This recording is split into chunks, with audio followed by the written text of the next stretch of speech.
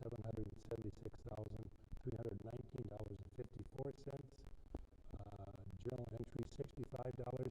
Ending balance $9,864,699.68. ADMs 1,776.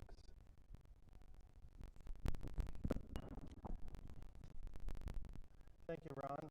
Are there any questions on that September cash flow report? If there are none, a motion to approve would be in order. A motion from Lynn and a second from Amy. Any further discussion? Hearing none, all those in favor say aye. Aye. Opposed, the same sign. The motion carries. We have our budget to actual. Is there anything in there to point out? Nothing. Any questions on that, board members? On to the consent agenda.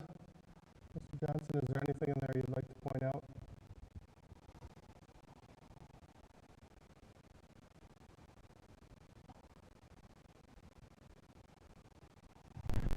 No, pretty standard consent agenda. You'll notice that I just want to call out and thank John Kleppe. We had a last-minute change for the advisor of the fall play, and Mr. Kleppe's stepped up and will run that for us. Otherwise, that's it.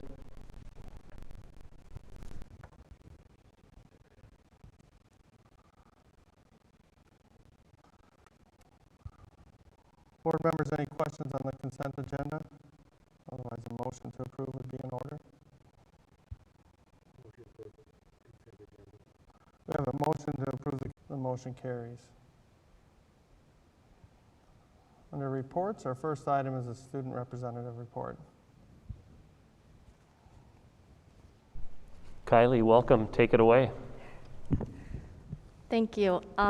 So starting off with National Honor Society, every year we do a trick or treat where we send representatives out to houses and they knock on the door and ask for free will donations for the local food shelf, both Albany and Avon. This year we had to change it because of COVID and we did contactless. We sent out posters all over the community and people left out boxes or bags labeled for us and we came and picked it up. It went really well. Both food shelves were very happy with how much we donated, and it went really well this year. National Honor Society set up the Trunk or Treat event, which was local businesses came together and kind of set up a little booth in the back of a trunk of a vehicle and handed out some goodies for local kids. And National Honor Society set that up. The picture is what we set up. This year we added a new project, which was delivering food to quarantined families. That was through the Albany Lutheran Church, I believe. And representatives still, every day we send kids out and they pick up food from Cornerstone and bring them to people who aren't able to go out and get it themselves. And right now we're getting prepped for our winter volunteer opportunities that we do every year, which is bell ringing, Santa Days, and the Humane Society gift wrapping. Paige Meyer reached 2,000 set assists in late October against Melrose with a 3-0 win. Coach Hines said, Paige Meyer reached a 2,000 set assists this season and became the only second player, Samantha Schlongen, from 2,864 in Albany volleyball history to do so. Paige has worked tirelessly on her game since her freshman year when I moved her from an outside hitter to the setter position. Paige demonstrates the will to win, the willingness to help her teammates become better, excellent leadership with her team, in her school, and in her community, and maintains a very high academic standard. Paige is an outstanding student representation of what an Albany student athlete should be, and I'm very proud of her accomplishments on and off the court. Congratulations, Paige. For football, tonight they play Cathedral here at home. And it's our homecoming game. And last week we beat Litchfield 58-35, which landed us in the #1 spot in the class of 3A. We played Casson, Manthurville, and Hopkins for a neutral site game where we won 42-7, and the team is looking to finish this year strong. Coach Kleinschmidt wanted to say, this year's Albany Huskies football team has faced unprecedented obstacles, but has endured and kept their focus. They continue to overcome each roadblock with grit, determination, and hard work. They have embraced the fluid circumstances all around them and continue to strive each day to improve and keep working together as a team. This squad just loves to play the game of football, is a joy to work with, has great senior leadership, and is working very hard to uphold the tradition of Albany Huskies football. I am very, very proud of them. And finally, we are getting ready for our winter sports. In a couple weeks, actually, boys basketball is looking to win the Granite Ridge Conference for a third year in a row. Girls basketball is looking to build on last year's strong season and make it back to the section final. Both basketball teams are excited about playing on the new beautiful court we have, and Will Mergen on the wrestling team is looking to make it back to state after last year, and Potts, the dance team, is holding tryouts November 15th through the 18th and is hoping for a good, strong season this year. Kylie, are you part of the fall play? Are you part of the fall play? Okay. Well, thank you for the update.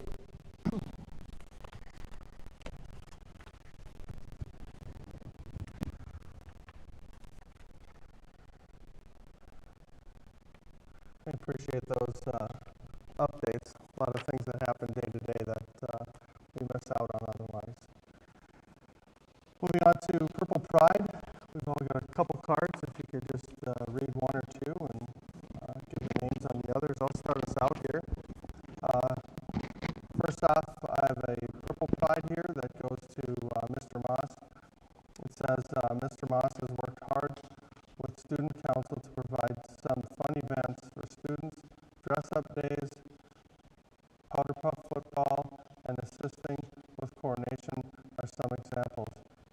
He continues to look for ways to help our students have a little fun in a tough year. That Purple Pride comes from Mr. Wiggy. I also have a Purple Pride here for Ashley Greger, Marlene Ramacher, and Deanna Culture. My first Purple Prize for Ann Hessian. Ann does an absolutely spectacular job of stressing the importance of showing positive pride with her first graders. She is so impressive, this year especially, and that is from Jen Jacobson. I also have one for Greg Johnson from Kathy Conrad, Debbie Moritz from Ann Schultz, Melissa Johnson from Jen Jacobson, Beth Wheelenbring from Stacy Meyer, and Colleen Schmeezing from Ann Schultz. My first one is for Julie Bieber on the elementary. Julie is amazing, even while working from home. Julie's on top of things, communicates well, and works tirelessly for all her students from Jen Jacobs. Also one from Leanne Steffens from Jen Jacobs, and Nicole Schneider, also from Jen Jacobs.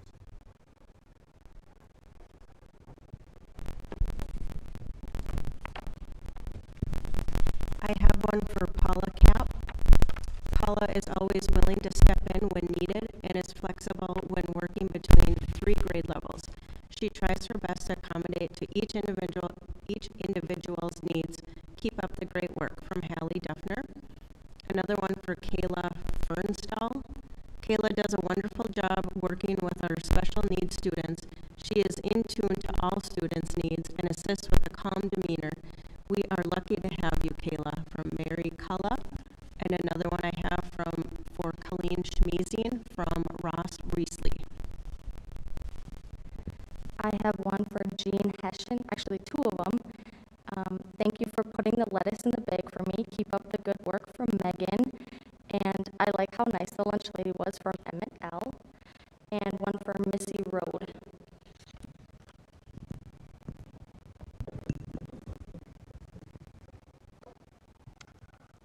All right, thanks everyone for those Purple Prides. Move on to the business part of our meeting, and the first item we have is our audit results. We welcome Ryan Schmidt from Schlenner and Wenner to walk us through the audit results. Welcome, Ryan. Thank you. Not sure if that mic's on. Should I? Oh, there Perfect. it is. There it is. Perfect.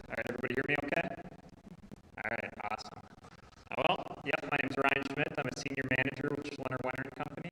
I'm going to walk us through the results of the FY20 audit. So the formal large audit reports have been provided to Sue and possibly distributed to you already, but we're going to walk through a summarized version today, which is up on the overhead here. So flipping to the first page, first thing we're going to do here is kind of talk about what is the audit process, from a really high level. What is it that we do during an audit? So from 20,000 feet, an audit consists of us coming in and obtaining your financial records, your financial information from throughout the year, and performing a number of procedures over this information. Things such as various inquiries with management and staff, analytics where we maybe develop an expectation of some sort for what your revenues and expenses and year-end balances might be, and then compare the expectation to actual results. And then lots and lots of detailed testing, whether it be through sampling or through sending confirmations to banks or third parties and looking at source documents, things like that to verify the information that's in your accounting system. And based on the results of those procedures, we're then able to express an opinion on your financials, and the opinion we've expressed this year is what's known as an unmodified opinion or a clean opinion. So that's the best opinion you can hope to achieve. Strange that we saw during the audit process, any unusual accounting transactions, any difficulties we ran into, nothing along those lines to report to you. The one thing that is a little unusual this year is that you did have to adopt a new accounting principle. So that's known as GASB 84, and basically it changes the way that you evaluate fiduciary activities. In the past, student activity finances and scholarships that were being held for scholarship funds for students, those were held separately outside of the school's general fund. Under this new accounting standard, these funds are now included as part of the general fund, with the idea being that the district has some administrative authority over these dollars, so it has to be reported as part of your financials. And you'll see the impact of that going forward here. And then the last item we have here just relates to significant estimates that are included in the financials. And we just consider these to be significant because they can really fluctuate a bit from year to year. And like the amounts due from MDE at the end of the year, they're never entirely solid until you're almost through the end of the following year. They tend to bounce around a little bit. So if we go to the next slide here. All right, so before we get into the numbers, there are a couple other things that we do need to look at during the audit. One of them being your internal controls, so the processes and the procedures that you have in place to actually get you to those numbers. The first item that I always talk about here is audit adjustments. What do we have for audit adjustments, corrections throughout the course of the audit? And I'm happy to say we didn't really have any significant audit adjustments this year. The numbers that we were given for the audit were very clean. And you can feel pretty good about that because that's not the case at a lot of districts we go to. The other two items we have up here, these are a couple internal control related findings that we have on basically every district we work with. The first of these being a lack of segregation of duties. So this is saying that because of the size of your district and the number of staff that you have involved with the accounting process, you're not able to fully segregate all of the accounting functions to the extent that's considered ideal. So there could be a risk that because one person has a little more involvement with the overall accounting process than they maybe should, that there's a risk of certain actions being taken that you just need to keep an eye on your finances. And the final item up here relates to a financial statement preparation. This is just letting the readers know that we as a third party, we do prepare your financial statements on your behalf, which indicates a slightly higher risk that maybe a disclosure or something could be missed versus having an internal CPA who's prepping your financials. But that's standard practice. And next item here relates to Minnesota legal compliance. So as a district in the state of Minnesota, the Office of the State Auditor requires us to look into various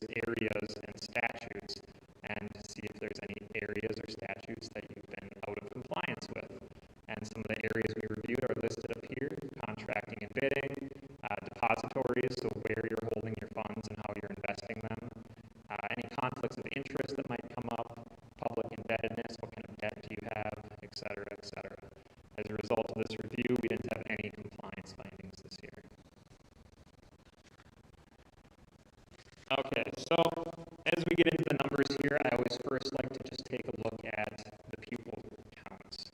And we've got a trend analysis here for the past 5 years showing what your enrollment has been, kind of broken out by different grades here. And the reason I like to look at this is because you can't have a strong financial position without having a strong and stable enrollment numbers. So as you can see, you've had stable enrollment over the past 5 years. This directly affects the funding that you receive from the state. And looking at the change from 2019 to 2020, your enrollment is actually up about 27 pupil units, 27 students. So you ended the year at about 1789 for enrollment. All right, next page, this is the general fund. So the next few slides, actually, we focus on the general fund because this is where the vast majority of the district's finances occur. So we have a trend analysis here again, 2016 through 2020, and the 2020's budget on the right-hand side there. And just looking real high level here, current year, so FY20 compared to the budget, actual revenues came in about $20.5 million, which was just slightly over budget, about $80,000 over budget, but in the scope of things, actually extremely close to budget. Expenditures came in under budget, about $482,000 under budget at $19.3 million. So for the year, you had an increase in your general fund balance of about $1.2 million compared to a budgeted increase of about $635,000. Now the next couple slides will break this out into a little more detail. Here we have the revenues. So the revenues column from the previous slide broken down into greater detail. And you've got the blue as 2019, red as 2020, and then the green is the budget. And you can see, comparing current year to budget, everything is really close across the board. The biggest difference being state sources, you had a little bit more revenues than budget, but really right on budget. So there's really not a whole lot came in under budget, largely due to just salaries and wages being a little less than what you budgeted. And then capital outlay, that one that's second from the right up there, that one came in under budget as well. I believe you had budgeted for some bus purchases or a bus purchase, and that didn't actually occur, so that's the biggest difference that's showing up there. And just a quick slide to look at what's happened with your cash in the general fund over the past 5 years. So cash can bounce around, it can go up and down throughout the year, but if you look at it as a trend analysis like this, you can kind of get a sense of what's been happening. So the cash in your general fund has been on the increase, up about $1.3 million from the prior year, but of that $1.3 million, over $300,000 relates to moving student activity and scholarship funds into the general fund. So that is contributing to the increase in cash that you're seeing here. End of the year at about $6.8 million.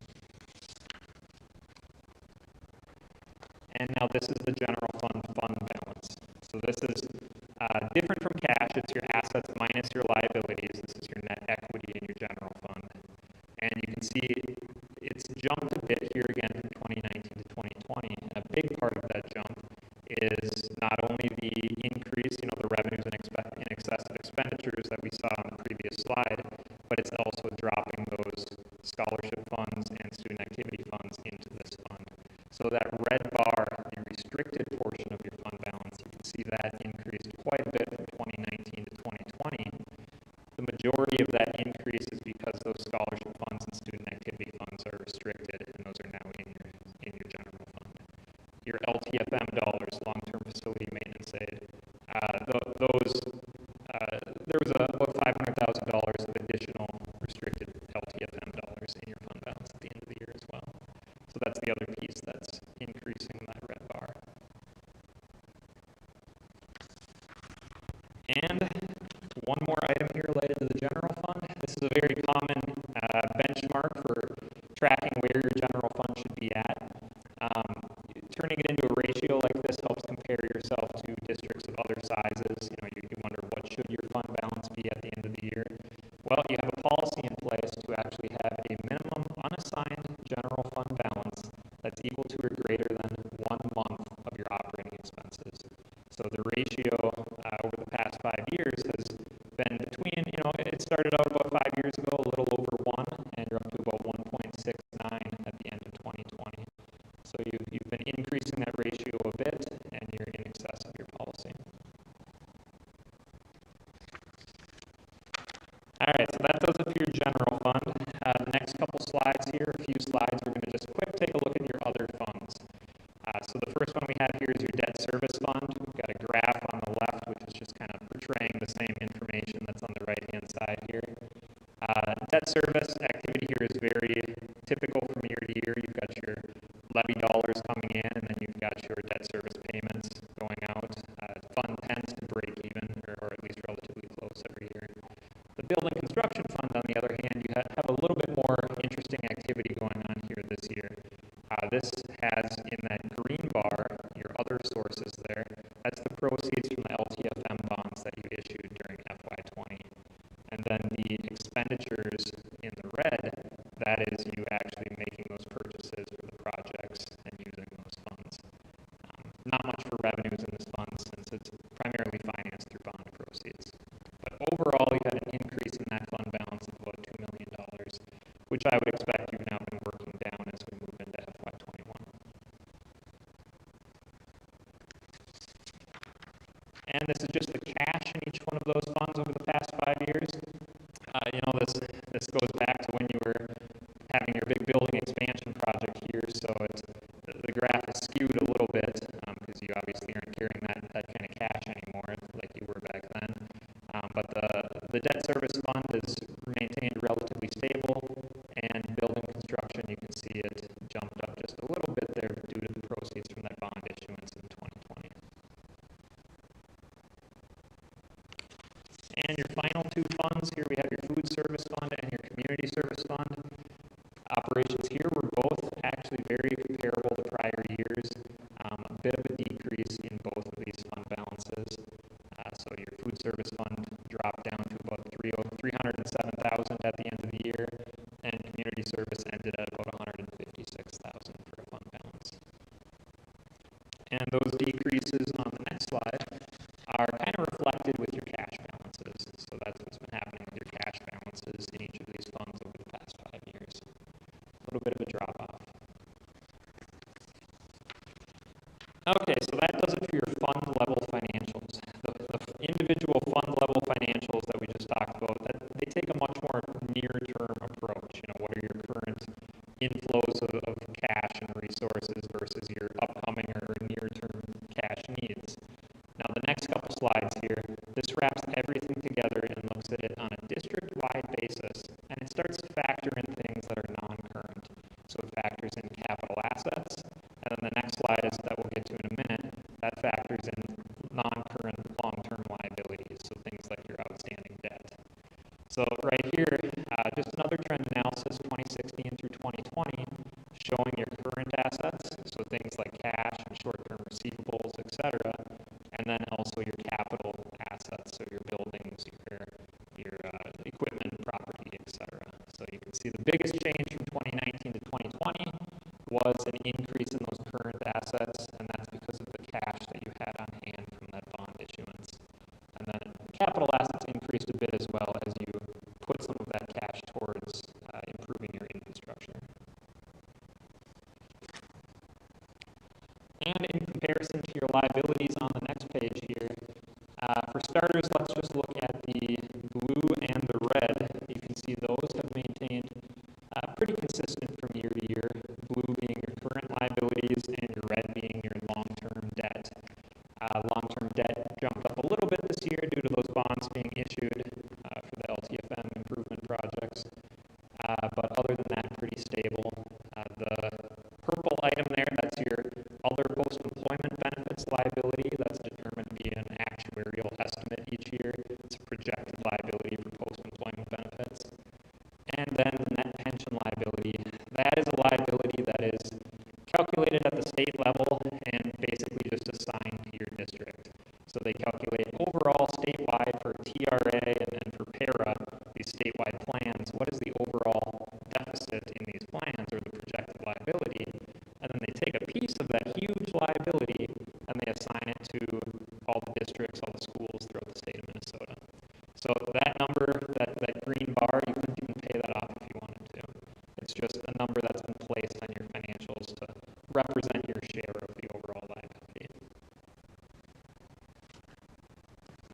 And the last slide we have here is just your long-term debt, so your bonds that are outstanding, and then a couple capital leases as well over the past 5 years.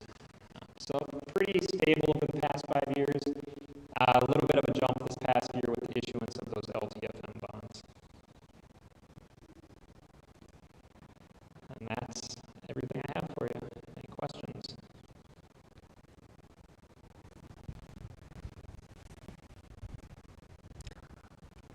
Board members, any questions on the audit just presented?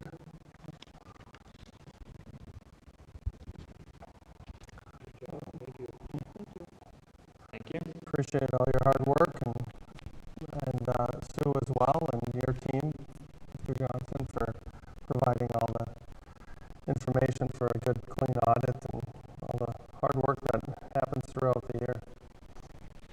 Well, if there are no questions, we'd entertain a motion to approve that audit. We have a motion from Ron, and a second from Amy. Any further discussion? Hearing none, all those in favor say aye. Aye. Opposed, the same sign. The motion carries. Thanks, Ryan. Next, we have the enrollment report. Anything to point out in there? No, not really. You'll see the October numbers very similar to what we saw when we came in September at 1770 district-wide enrollment. Then moving on to fundraiser approvals. Board members asking your approval for fundraisers for 2021. You'll notice this list is significantly smaller than prior years, just based on our attempts to try to limit fundraising as much as possible due to the impact of COVID-19. So would like your approval, or I can answer any questions.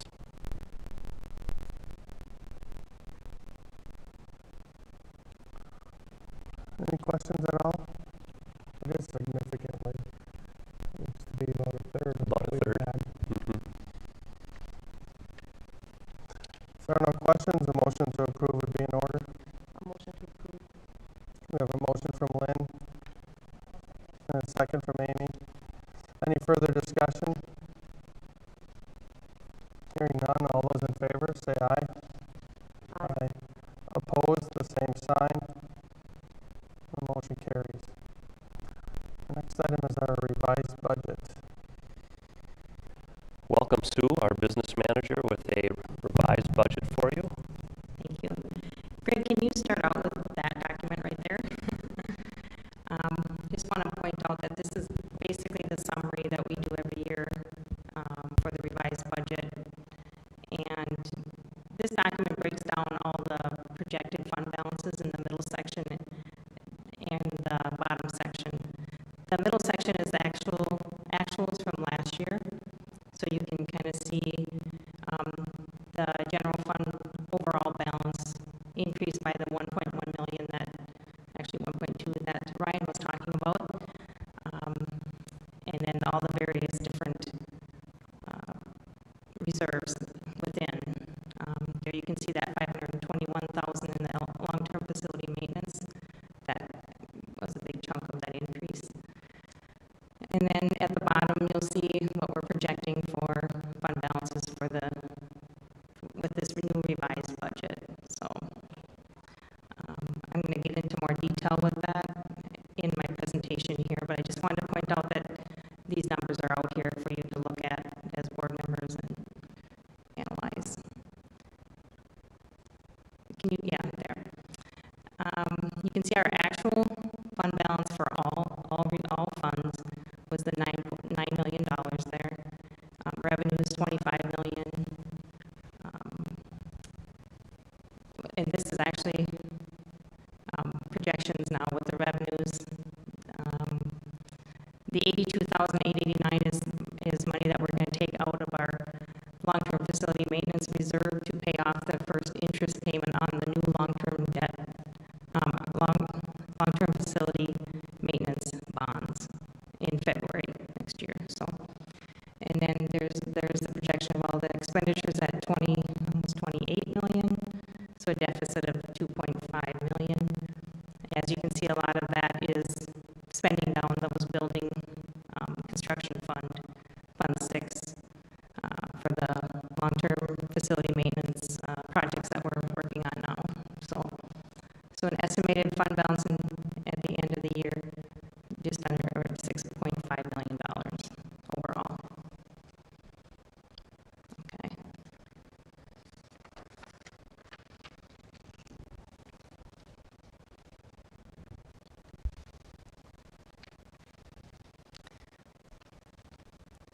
Normally we don't always do a budget revision at this time of year. We did, as you know, we approved a budget for this new year in June, but a lot of things have happened since then, some knowns and some unknowns. So I wanted to revise the budget early. We do have a budget publication that goes in the paper, and I wanted it to reflect more accurate numbers. So I created this. Greg, can you bring up that document?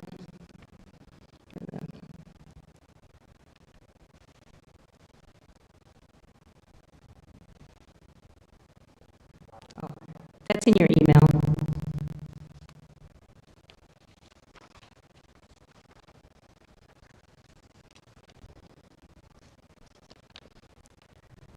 Okay. So for this first budget revision, I just wanted to point out that, and I'm comparing things to our preliminary budget here that was done in June. For revenues, we're overall, all funds, decrease of $26,000, and expenses increased about $656,000. I'm going to break this down by funds now. For the general fund, revenues, first of all, we reduced our projections from the preliminary budget by 50 ADMs, and which is 13 ADMs less than last year's actual final numbers. So that amounted to about a reduction in state aids of about $416,000. More revenues, we increased the revenues for the various CARES Act funding for the coronavirus relief funds, Stearns County CARES Act funds, and ESSER and GEAR funds, $730,000 approximately. And more revenues, COVID-related reductions to the revenues. We reduced some concessions revenue, activity passes, athletic gate receipts, various extracurricular revenues, facility rental revenue, and then just some miscellaneous revenues. You can see the numbers there. Also, there was an increase to special education aid, $125,000. Federal title programs increased about $23,000. So the net effect and the increase to the revenues over the preliminary budget was $352,000, and the increase over last year was about $333,000. Now moving on to the expenditures. We added staff for distancing. We added some technology assistant to help with all the one-to-one devices. And then we added the CARES Act and coronavirus relief expenses to offset those revenues. And we, like Ryan said, we added back in the 2 buses that didn't get done last year, didn't get purchased, they didn't get here in time, so we had to put them in this year.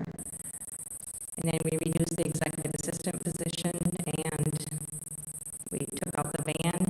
We were going to purchase a van, but we decided that they're based on age, so we decided we're going to wait until we're using a little bit more so we don't waste a year. So anyway, net effect is an increase of about $983,000 expenses.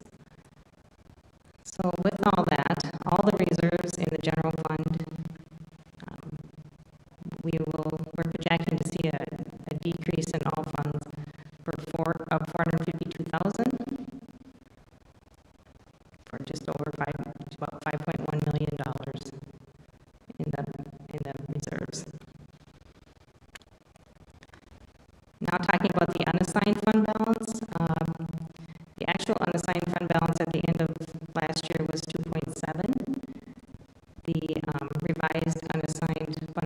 2.4, so a decrease of 342,000. And then with our board policy, like Brian also was mentioning, we are at looking for 1 month's worth or 8% of operating expenses. And for 2021, we're projecting that to be 1.77. And with our projection at 2.4 million, it's about 11.2% in comparison to the 8 that we're looking for. So. Okay. Any questions on the general fund? Okay, moving on to food service. Food service is an interesting ordeal this year. As you know, we are providing free meals to students throughout the end, until the end of the year now, and it's called the Summer Food Service Program. So we get different funding for that, of course, and with that, we have no a la carte sales going on, or very little. Actually, I don't think there's any. So we had a reduction in revenue of $140,000, and then decreasing some of the salaries and some of the food purchases, maybe increasing, but $105,000 reduction to the expenses. So the actual reserve for last year was $307,000. We're looking at $142,000 deficit. So reducing that fund balance down to $166,000. Community service. Community service, we reduced the revenues by $2,000. A lot of programs really not going on, some still going on.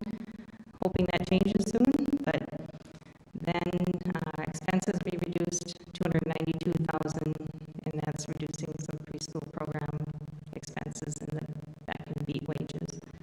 So for a net effect on the fund balance of about $59,000 for a final reserve fund balance of $97,000.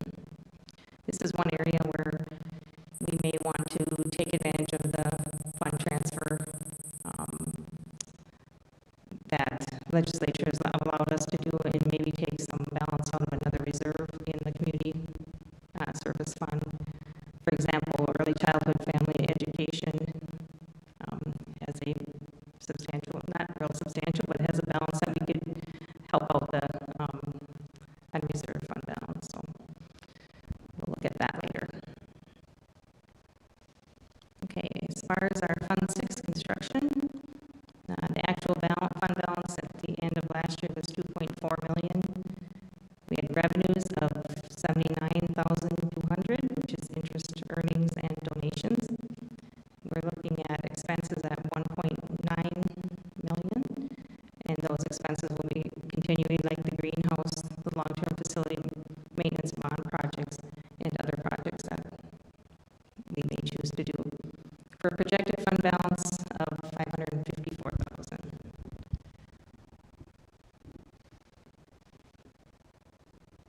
And then just to break it down a little bit further in the construction fund, of the balance of that construction fund, $153,000 is left from the 2015 building project, and undesignated of that amount is $50,600 now. And for the new long-term facility maintenance bond projects, there's almost $2.3 million left, and undesignated about $506,000.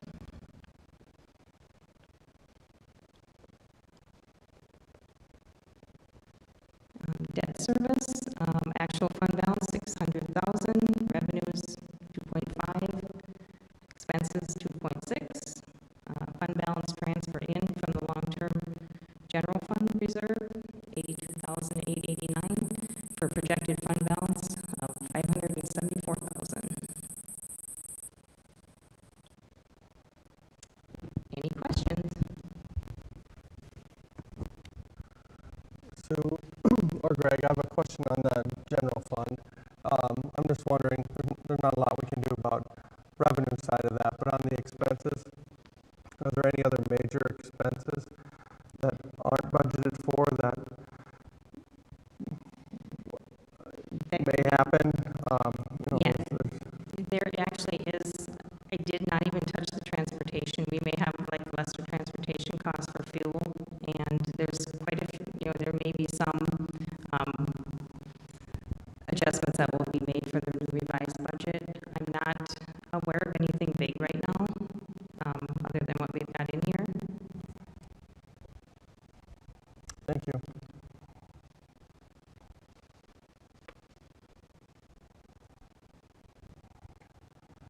Board members, any questions on the revised budget? If there are no questions, motion to approve the revised 2020-21 budget would be in order. We have a motion from Amy and a second from Ron. Any further discussion? Hearing none, all those in favor say aye. Opposed, the same sign. The motion carries. Thank you.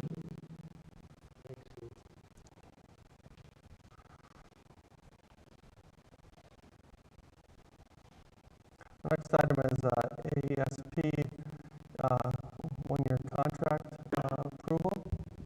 Mr. Johnson, do you want to point anything out in there? Board members, in your packet is a copy of the revised AESP contract. It's a one-year contract for school year 2021. Some of the highlights you'll notice within the contract is a 50-cent pay differential for nurses that keep their LPN or RN licenses. One additional personal day after 20 years of service to the school district. A 40-cent increase to each step. And then some minor language and job classification cleanup within the contract. I can field any questions. I know Mr. Winkles was part of that as well. If you have questions, board members, otherwise we'd seek your approval of the 2021 AESP contract.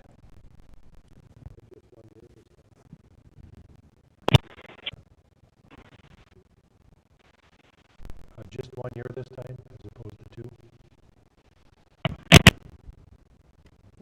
Yes, correct. 1 year, in our initial meeting, we had that discussion with AESP, and we wanted to get through this. We're obviously a ways through the year, but also get through this without a lot of extra meetings as well. And so it was a good group to work with. I think it went well. It was a very, very good negotiation. Thank you.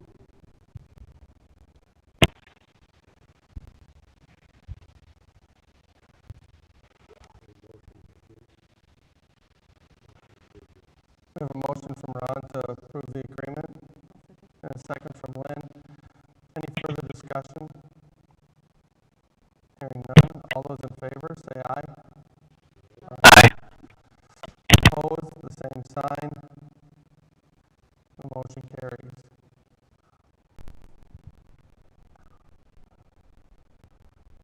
Next, we have a number of resolutions. First one is a resolution canvassing the results of the votes.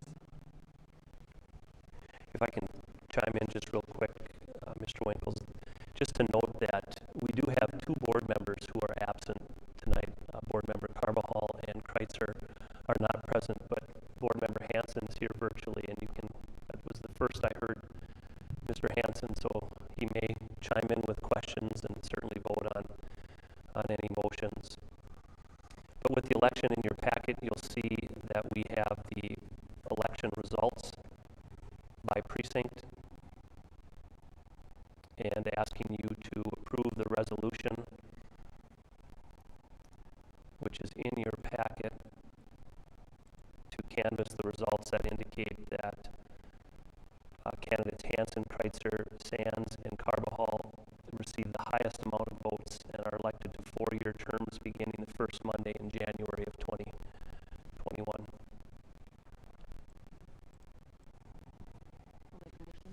We have a motion from Lynn.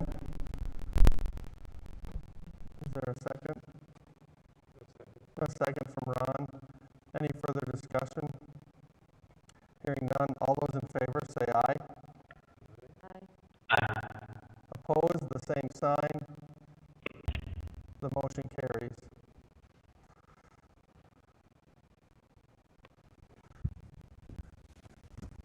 Next item we have is a resolution authorizing the issuance of certificates of the election.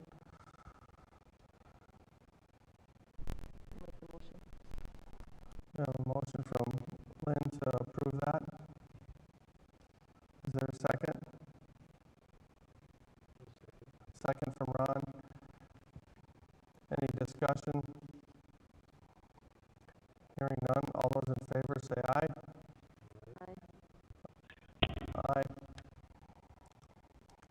Opposed, the same sign. The motion carries. Item 8.8, polling place resolution. This is something that all boards across the state have to approve yearly in the event there's a special election held by the school district. You can combine polling places and conduct that election in one location. Over the past, we've designated Albany City Hall as that combined polling place and would ask your approval of this resolution.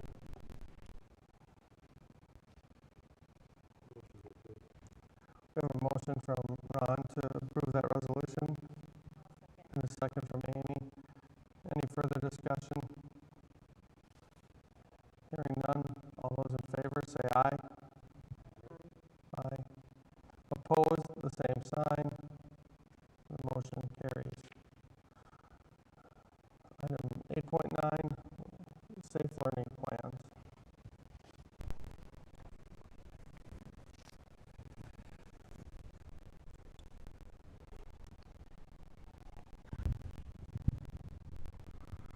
Board members, I have some data, typical data that you'd see during our Safe Schools Learning Plan. Recently, there was an executive order by the governor that was issued, and I'd like to summarize some of the key points within that order. There was another incident command team meeting today, so I have that data I'd like to review with you. Talk a little bit about elementary. I know we've talked in previous meetings about our plans for secondary, both the middle and high school, and would like to spend some time tonight discussing elementary options, and then a potential message to families. So within the governor's executive order 2094, he is calling out that within our current learning models, both hybrid, in-person, and distance learning, that there are provisions in place to address these key areas that are on the screen, and I can do my best to field any questions you might have relative to any of these areas. But in that executive order, he calls out making sure that we continue to provide child care to Tier 1 employees and their children, as well as other families within our schools if space allows us to. He does talk a little bit about fee structure and how fees may be assessed to Tier 1 families if they're here after the school day, as well as any other families that might tap into that child care. There's also a provision that talks about early childhood programming, and if a school district moves into distance learning at the elementary level or district-wide, that you can continue with early childhood programming within your school district. I think most of us would agree, and we experienced last spring, that distance learning with 3- and 4-year-olds and 5-year-olds is a challenging learning model. So to have that option in place is a wonderful thing for school districts to consider. Obviously, continued mental health support, both in-person or telesupport for students during the length of time of that executive order. Providing support for students on IEPs as deemed necessary through the IEP team. Being very careful with truancy and not rushing to issue truancy orders for students that are struggling in a distance learning model, to work with those families and agencies to avoid issuing truancy orders.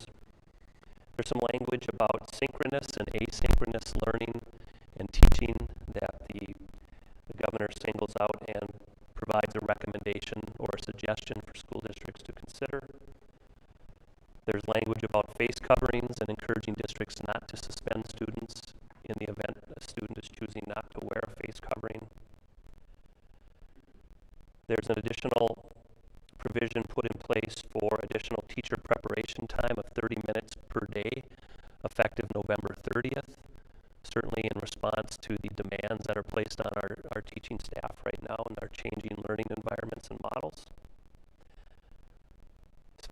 transportation, that if districts do move into distance learning, that the options to transport students, especially special ed students, exists. And then further clarification that as school districts transition between learning models, that the state is allowing up to 5 planning days for each building depending on the needs of each learning model. Any questions about those items within the executive order?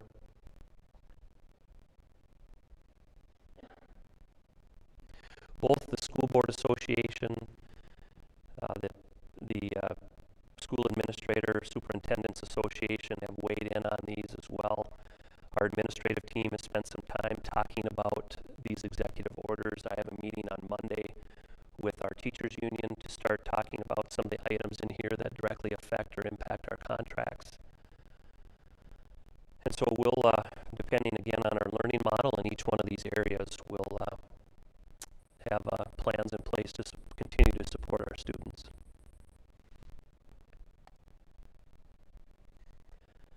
Our incident command team met this afternoon at 3:15 after the 2 o'clock meeting with Stearns County Superintendents and Stearns County Public Health. And again, our approach to examining data is that scalpeled approach of looking at the county, our community, and then our school district. So let's start with our county. And before we get into the county, the Stearns County shared this visual. I think we've looked at this before, but it's statewide data that shows the weekly percent of tests that are positive by county of residents. So as you look at back through week 40, September 27th through October 3rd, you can see based on the percent of positives, the lighter color, fewer positive tests. And as we progress each week through where we're at today, looking back 14 days, you can see the counties that have higher rates of positive cases throughout the state. And you can see Stearns County in the center of the state, as well as Todd County, have high percentages. Statewide, it's 10.2%, and I want to say Stearns County was in excess of 20% positive cases right now in tests that are being conducted. This is the Stearns County data dashboard that they have. This looks back day by day to the confirmed cases in the county. So you can see that today was another high day in the county of 362 positive cases. Looking back through October 30th, you can see here average cases per day in the county back in July were as low as 16. The last 2 weeks we've been near 200 positive cases in Stearns County. Here's that 14-day case rate that we look at per 10,000 residents across the state. You can see back early on we were at 26.7 in Stearns County and slowly progressing as everyone expected would happen, especially as we approach November and December. Last week's number was 81.5 cases in Stearns County. Today was 115. And then looking ahead to next week, that number will likely be about 175 cases per 10,000. Within our school district boundaries, what does it look like? Here's that map we see each week. It's kind of hard to see. Right in the middle is the Stearns County rate this week at 115. Albany's case rate in our attendance area it really doesn't reflect our school walls, but our school district boundaries is 162 cases per 10,000. And then you can see what some of the other county schools are located at. This is looking at this data again over time. When we started the school year, our initial number was 14.6, and we've progressed to where we're at today at 162.34 compared to where the county's at over that same period of time.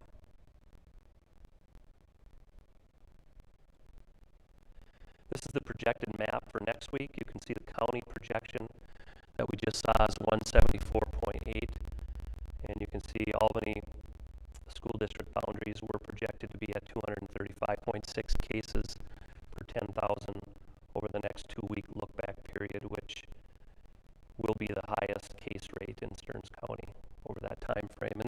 That fluctuates. I think this past week, or today's numbers, were the first time that we saw the entire county with numbers that were in the red category.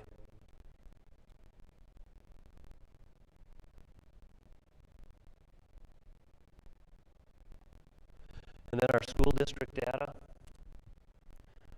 again pointing out on our dashboard, we have this data available under the COVID-19 tab. It shows that Stearns County, Albany area schools look back ratios that you just saw, as well as up-to-date numbers. You can see for our school district today, we have 40 COVID-related absences among our staff. 40 staff members were out today. 118 have returned to work since the start of the school year. Within our staff, we have 6 active positive cases, and since the start of the school year, 25 positive cases. And then amongst our students, today was the highest number of COVID-related absences that we've had at 303. 179 of those were at the elementary. We've had 733 students return off of quarantine, 17 current cases that are positive with our students, and then a total of 46 positive cases since the start of the school year.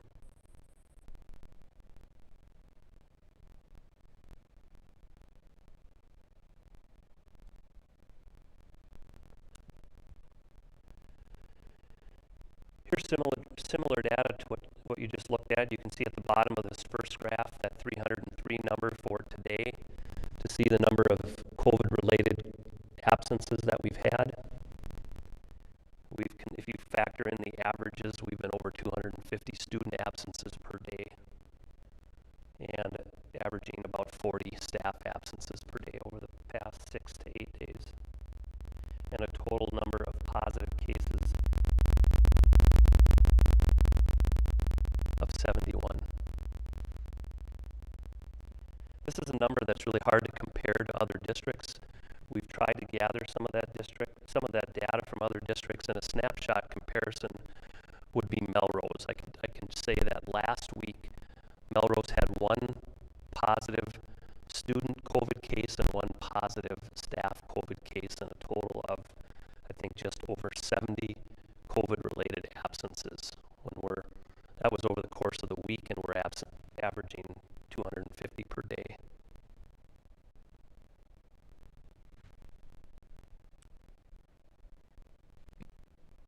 Any questions about the data points? Today we had our second consultation with representatives from the Department of Education, Department of Health, the regional support team in the St. Cloud area, as well as Stearns County. Myself, our administrative team, Ron, Don, Scott, and I believe Lynn were also a part of that call. And we reviewed our numbers and our learning plans and walked through that with the state, primarily listening to the Department of Health provide input into what our plans are. And these bullet points are just some of the comments and highlights that we took away from that meeting.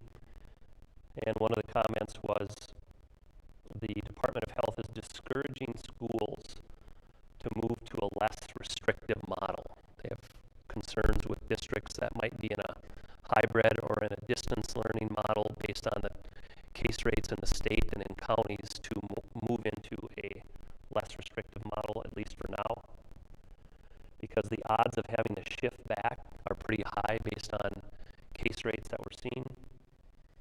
They're encouraging districts as they look at potential distance learning transitions, and if you follow any of the publications in the state newspapers that are out there, there is a significant number of districts that are transitioning to distance learning right now. The state is saying look at breaks as a possible transition time to do that. I know when we made our decision board last week, I believe one of the key points was let's take a break. Let's reset for 2 weeks, which is about 1 incubation period. The state is saying to really have an effect on these numbers right now, we should be looking at 2 incubation periods. Some questions and hope that the governor's recent limitations that were set this week might have a positive impact on what we're seeing with our case rates and numbers in the state and county. We'll hope that's the case. And then still overall, which is really good to see, is that the transmission is still low in school districts across the state.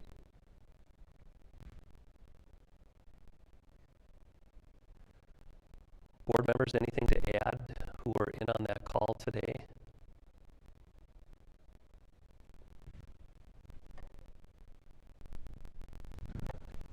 Yeah, one of the things that they suggested was coming back after the holidays, taking that 2-week break after the holidays. As you said there, and they'd mentioned that a number of times, and I kind of thought about how that might work, and I also thought about those days that we have coming up when we talk about transitioning back to a less restrictive model. Maybe, I don't know if this could work, administration and maybe your think tank team or something would have to put this together, but let's just look at that Monday, Tuesday before Thanksgiving. If we were to continue to come back on that day, that currently is still the plan, but maybe some students are doing fine with distance learning and wouldn't be required to come back, but maybe we could, I don't know, kind of get them to sign up for who wants to come back. It's one of the things, I think, it's that first chance for them to meet with their teachers for this quarter. It is before the holidays. I do understand that after the holidays, there's some travel going on and there's families getting together, larger groups probably going to happen. Higher transmission rates are more likely. Just something to think about for those 2 days. So is that on the 19th, and you're talking Thursday when we come back? I'm talking about I don't remember which, isn't it a Monday and a Tuesday before Thanksgiving? Yeah, the initial plan was to return to school November 19th and 20th, which are a Thursday and Friday, and then I think it's the 22nd, 23rd maybe are the Monday and Tuesday before Thanksgiving.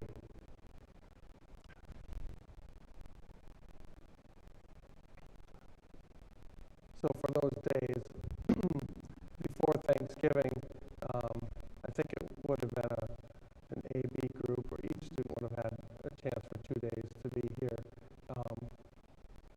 If we could make that work out, if it works with staffing and it works with students, those who want to be here and meet with their teachers. So.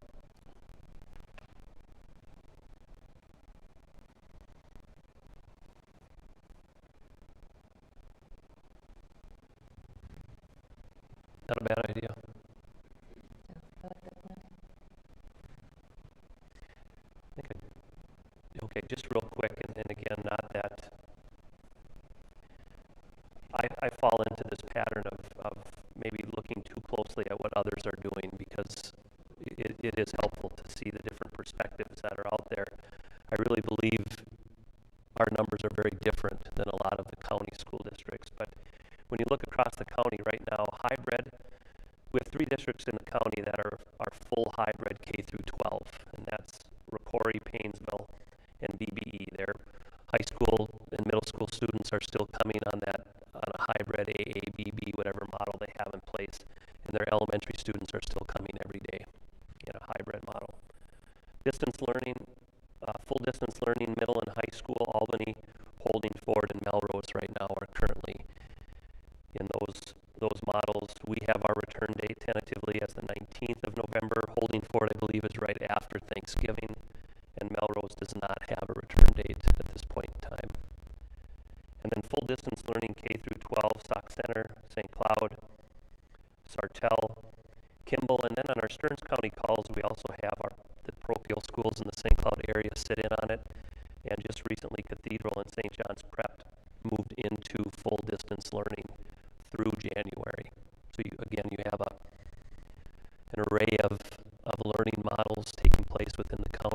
across the state.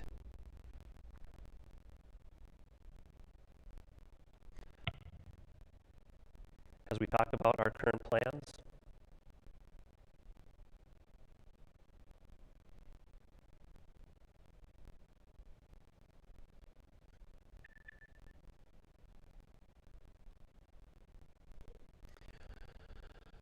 so I guess board members under this topic,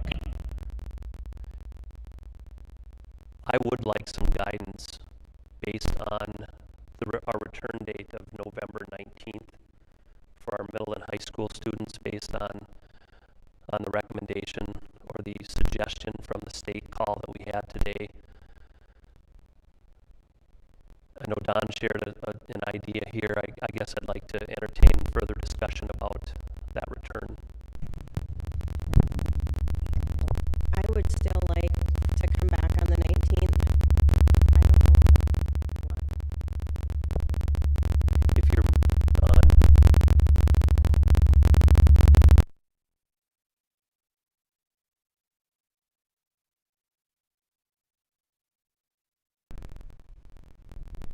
Okay. Just from, speaking with a few teachers and even parents, they still want us to come back on the 19th. I feel that we do owe it to them. I understand the numbers are high. They're going to grow. I don't agree with the governor's plan either, that like COVID doesn't, it only comes out after 10 o'clock. I just think we owe it to our kids that we try to do as much as we can with sticking to in school or hybrid. And the teachers I spoke with, they feel the same way. They want those kids in school because they feel that they need it. It is very critical in so many ways. So that, and like I've been saying for how long, holidays are coming up, hunting is going on, numbers are going to keep going up. There's testing spots basically on every corner now. So once again, more numbers are going to be going up because there's more people getting tested, because you can get tested almost anywhere now. I just want to stay in school or hybrid, and I want elementary to be in person 100%. So I'm going to I want to stick with the community with what they want.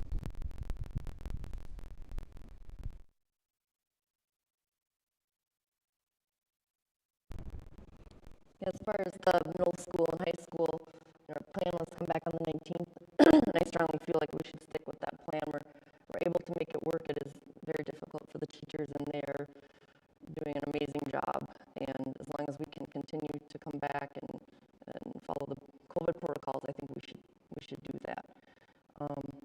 Elementary, I would like to keep them in person, or what we call our hybrid. I think one of the things we spoke about before was having a day for the teachers to prepare for the number of children that are being quarantined, and having to prepare lesson plans for them, and also having to teach the children sitting in front of them, and then also the ones that are on the computer distance learning. I think we should look at that and maybe look for I know we discussed a Wednesday to maybe look at that. I'm thinking that maybe like a Monday would be a good plan to maybe look further into that. Then children will have a full weekend, have Saturday, Sunday, Monday at home. Teachers will have time to prepare on Mondays for their week. I think that will help with the curriculum. It'll help with everyone's mental health and basically being prepared for the craziness that they have going on right now.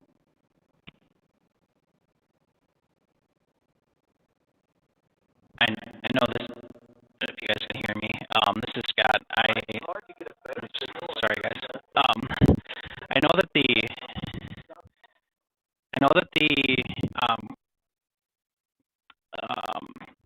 the challenge that we have at the elementary school right now is with the ability to staff the buildings.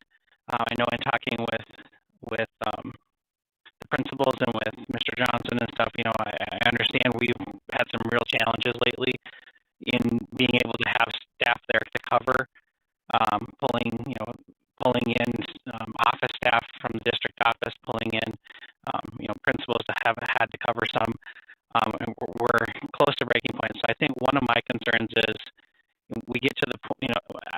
see us continue in person at the elementary, but we may get to a breaking point where we can't cover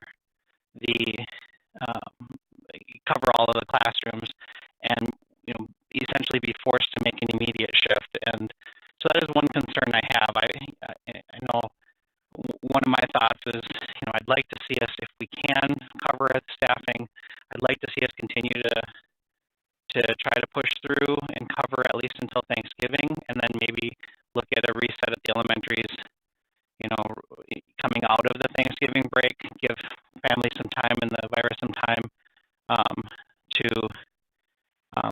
with distance learning, to calm down the, I'm remote now because my son has this virus, and so I know it's getting around, and I don't know how to break it, but I know that's one concern I have. I'll just throw that out there.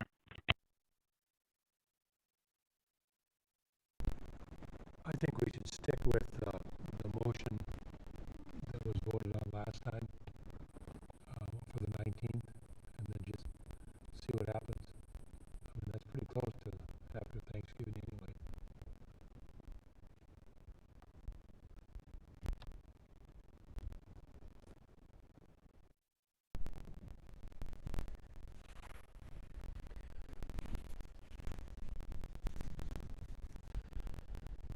So what I'm hearing is we'll stick with the 19th.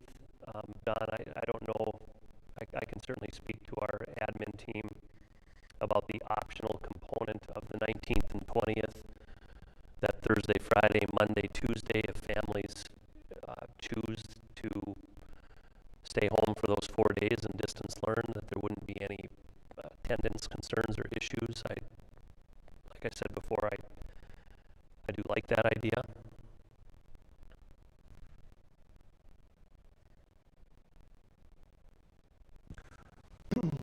Yeah, I think, and maybe that's an option for us, for those families that want to be in distance learning for a longer period of time. Maybe that, say till mid-January, that gets us a couple weeks after the holidays. That reduces the number of students that are in the building as well. If it works for the student, it works for the family. At least what it has to do, and it has to work for the staff. But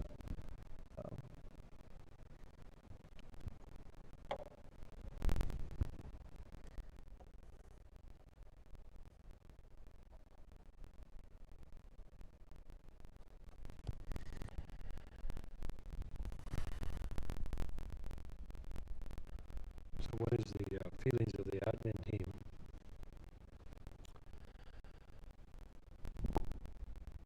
Well, I think we're all, and they can certainly come up and speak if they'd like to.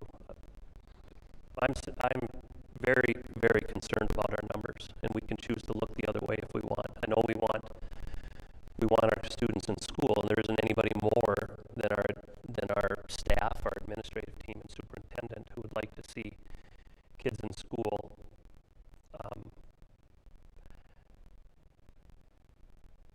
It's when I look at, I anticipate our numbers to continue to go up as we've seen, but when I see Albany be sitting at 239, 240 cases per 10,000 next week, I just wonder what that breaking point is for us when we see other districts with lower numbers choosing to be a bit more proactive in their approach to learning models.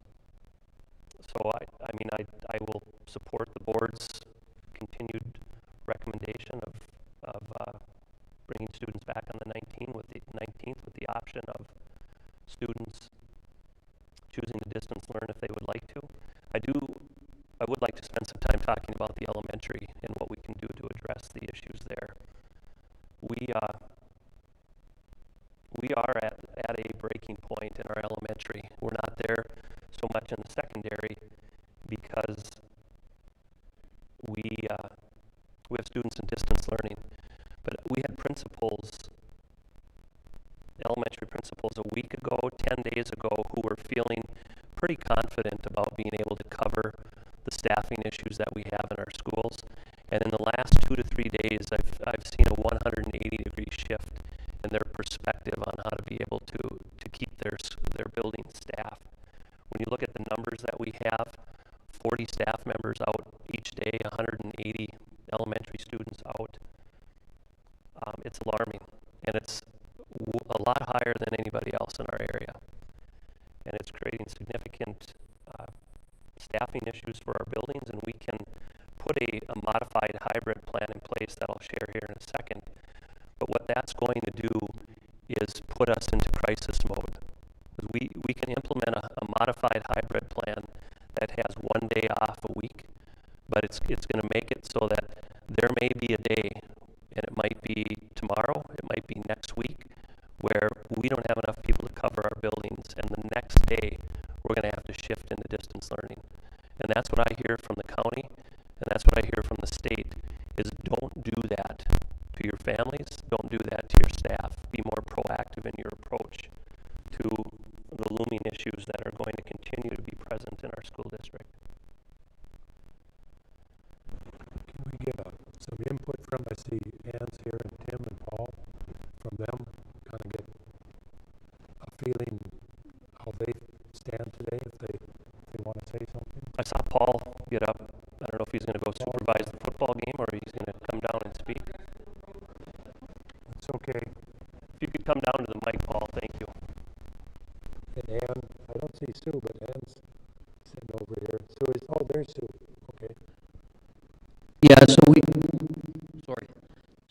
would have had real concerns today in looking at our number of staff that were out. We wouldn't have found enough subs to cover our building today. And middle school is a little bit, we're not at the high school level where we can have a group of students in the learning commons and they can just log in, and if we were in the building, so we'd have been in trouble. Thankfully, we were in distance learning. So if we would have been in the building, we don't have the ability to have kids in the learning commons and log in and just have a teacher not present. Our middle school kids need to be supervised by an adult. We had 6 teachers out. They weren't all COVID related. There was some illness. But I'm fearful of that. If we bring kids in the building, that's still going to happen. And we're going to be exactly where Mr. Johnson said. We're going to have to make a decision now, and we're just not going to have the staff to do that. We've really leaned on our staff to sub, and they're starting to say, I can't sub anymore. I need that time. So we're really putting a lot of stress on our staff, and I worry about that. That brings their level of stress even more. So I really believe we need to stay in a distance learning model. I don't like it. I want our kids here. 100% of our staff would say, I want our kids here. But I just don't think it's feasible, and I worry about that drastic switch of switching back in models, and that planning immediately, that stress it puts on staff. So I worry about that. What's your feeling about the 19th ball? Return on the 19th. Yeah. Again, I look at our numbers of our staff that are out today. If we'd have been in a hybrid model, we'd have been in trouble. I don't know what we would have done. We would have had kids everywhere, and we sent a pair over to elementary school this morning, over to Avon Elementary this morning, and that left some special ed kids without the support that they needed. But we had to do that. But look at the global picture of what the district needed and what was best for their overall picture of our district. But we had some middle school students that were left hanging.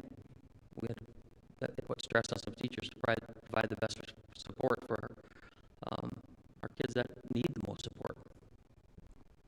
So I think we should hold on in distance learning. Not that I dislike not having kids in the building, wholeheartedly dislike it. But I think it's best looking at numbers, looking at staff, looking at all the various data points that Mr. Johnson has shown. Thanks, Paul. Thank you. Can we get Ann and Sue's feelings regard to this?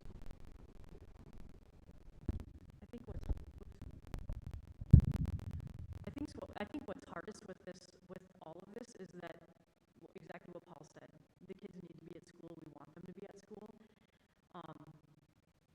But shifting staff and covering is a lot different than helping kids make academic progress.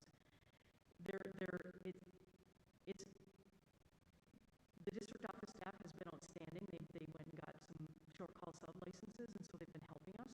And they're doing an incredible job. We've had to shift pairs around. We got creative with one of our teachers who was teaching from home.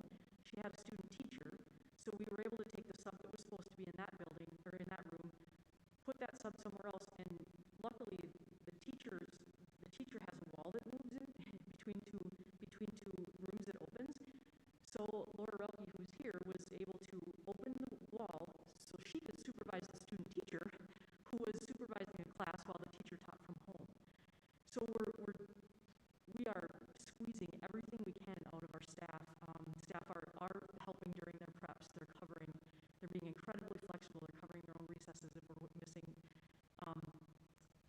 pairs. So I feel like we're doing everything we can, and to see the numbers continue to increase, it's really scary. 2 weeks ago, we didn't have any student cases in our building, and very few staff were out, and in 2 weeks it has shifted considerably. I do not want to go to distance learning, but I don't see another option right now, just because of the ability to cover.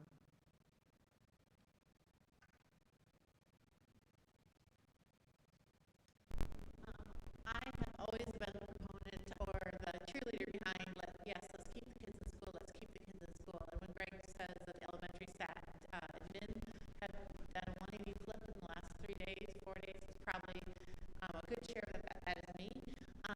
Just like Paul said and Ann said, all of those things are true, but a couple different scenarios that have happened in the last few days in order to staff the building is Ann sent over a special ed teacher from her building because my special ed staff was down 3. I had 4 special ed staff as a team in my building, and 3 had to go home due to COVID. The one I had remaining happens to be expecting, and with our behaviors and things going on in the building, we just couldn't call her in on that kind of thing. So we did prioritize and pick a special ed teacher from Albany Elementary come to Avon Elementary to serve our needs while the Albany Elementary kids didn't have services by that special ed teacher. Paul mentioned the para that had to come down. That was to keep us in compliance of our early childhood classroom today. Again, we were able to keep that early childhood room going, but those special ed teacher kids were not getting their services. We have Kelly New teaching 4th grade for the last 3 days. Without that, we wouldn't have a sub for that classroom. I have a special ed classroom tomorrow that does not have a sub. I also have another sub that I cannot cover for the afternoon yet tomorrow. We have called everyone in. Nancy Swarthout is a paraprofessional in my building, and she has been pulled from her paraprofessional position daily to sub in our classroom. Next week, she starts a position as a long-term sub for a pregnancy, for a maternity leave that's starting next week. So that won't be an option for us either. So we're down also 2 more pairs tomorrow that I don't have coverage for. We've had days in our building that have 7 or 8 pairs out, and what has saved us in those situations is some of our kids are quarantined that need the one-to-one para. So the only way we've gotten by is I don't ever want to wish my kids to be home, but because they were home, we were able to cover the building, sort of. Kids Company has also been stupendous in coming in and covering recess and doing those kind of things, pulling themselves out of the office to cover our recess so that teachers can have preps, so that they can still have that can-do attitude, which they truly do every single day during COVID-19. Those are just a few examples of how that looks when we are trying to cover our building. Like I said, I would be all for having kids stay in school. I just don't know if we can staff it. I had another absence come in while we were sitting here at this meeting tomorrow, and I don't have coverage for that absence tomorrow. So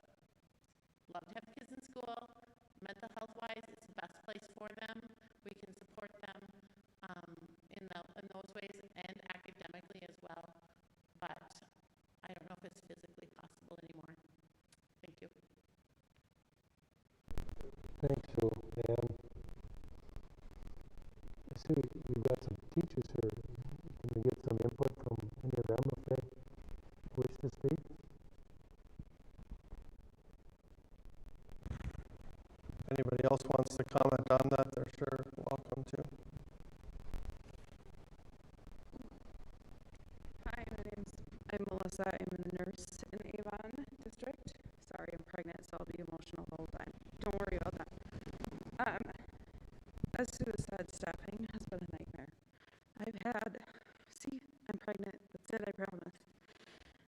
Staff has come to me crying daily because we don't know what to do. We have nobody to cover.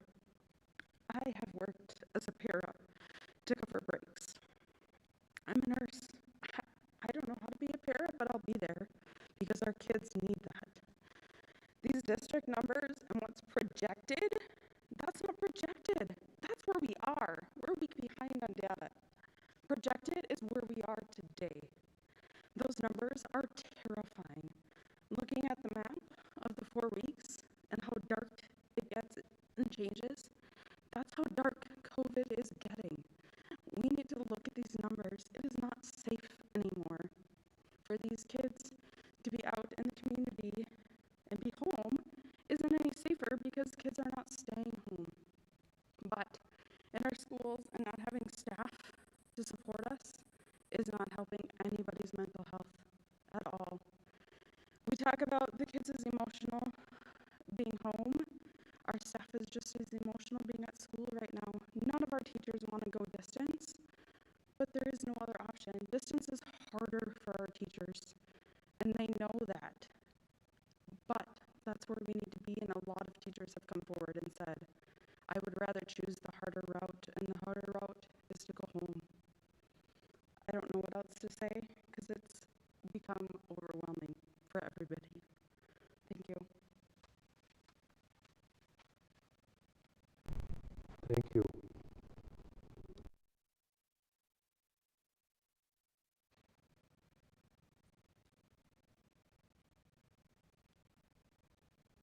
Hi, I'm Lori Hoppen, a teacher at Albany Elementary. I just want you to understand the difference between teaching kids at home and at-home learning now versus how it was in the spring. The spring, we were behind the 8 ball. We were doing our best with what we had. We were not sure by the direction of the governor if we were supposed to advance students in their academic learning or if it wasn't equitable because not all students had access. So that was a very, very confusing time. We are teaching our kids right now in our classroom every day how to access materials, how to get where they need to be, what this might look like for them, and how we can be successful. We prefer to be in our classrooms, but it is not sustainable. I came in this morning to a 5th grade teacher who is the only 5th grade teacher in our classroom. There are 3 5th grade teachers gone. She is scrambling, trying to be helpful, trying to help cover, trying to provide. It's not possible. It's not possible. I don't know. I just know, I want you to know that teachers are striving very hard every day to come up with ways that we can make this better for kids if they have to be at home, because I think that's what we have to do. Our numbers are awful. Our numbers are awful. But know, please, that we are doing everything. We have so many tools now available, so much education. The kids are going to be fine academically. They'll be fine. Thanks. Thank you, Laurie.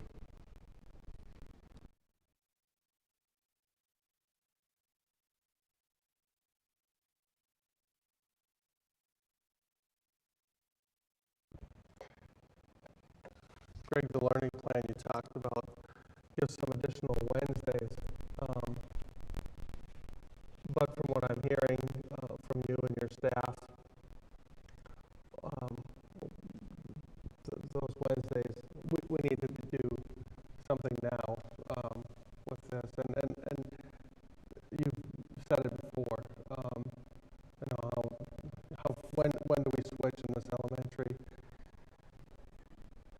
And your notion was to make that switch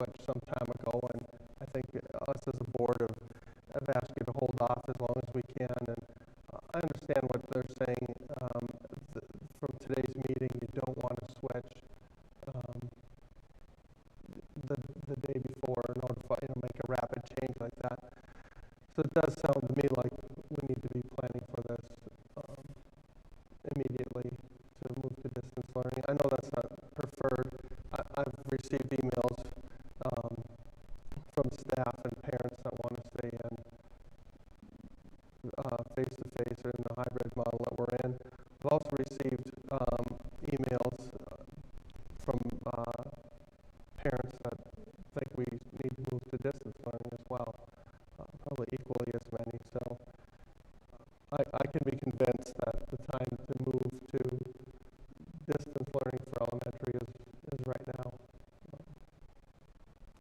as quickly as we could move that way. It doesn't seem to me that we can make it to Thanksgiving for the elementary.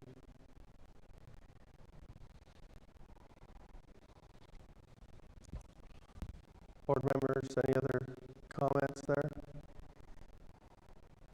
Scott, did I hear you chime in? No, not yet. I was kind of waiting to hear what everybody had to say. I think my perspective is, I've talked, I reached out to some staff and the principals and Mr. Johnson a few times just to try to keep a pulse on how things are going. I know it's getting bad. I also know I've received a lot of emails, like you mentioned, Mr. Winkles, about from both sides, from people who think we need to keep kids in the classroom. How bad it can be in distant learning. I appreciate Ms. Hobbins coming up and kind of sharing that. I think I've seen some of the distant learning that's happening at the middle school is way different right now than it was last year, so that gives me some hope. I think that's a promising indicator. I've gotten recently, I've been getting a fair number of emails that are questioning why we're still in person given the numbers and concern for the health of their families. I think people are getting worried about the fact that, people know that kids are resilient, that this disease doesn't impact them, doesn't affect them nearly as severely, generally speaking, as it does, most adults. So that's good, but I think the risk is that they may get it and they may spread it. I know we've had a week now of having some pretty extreme quarantining within my own household, with my son having it and not wanting my wife or I to get it because I don't know how well we would do. I think they're doing well, but I don't know how well we do, and and anybody we might be in contact with. So all that scares me, especially seeing the news coverage and how few critical care beds, how few intensive care options there are, how some people are, having to go out of state because I think I was seeing some reports or some data today from the Minnesota Department of Health that Twin Cities is at 97 or 98% of capacity for critical care. So all those things make me very nervous. I'm hearing the heart-wrenching stories that the staff are having to go through right now. All of those things concern me. I think we need to really take a serious look at going distant learning, as much as unpopular as it may be. I think we need to strongly consider that at the elementary level for a while. I would like to see if we can give parents a little bit of warning, and that's why I was originally hoping we could try to make it to Thanksgiving. But like you said, I'm not sure if we'll be able to make it, if we can pull enough staff and principals and administrators and office staff in to help cover until then or not. But I guess, as I've been thinking about this, it's probably going to be a little bit unpopular, but I've looked at, even some of the private schools now going to distant learning, and I'm not sure. I don't want to leave it open-ended. If we go distant learning, I want to, like we did with middle school, have a closing date or a date that we return that's known and understood, kind of set that up front as much as possible to kind of reassure families. But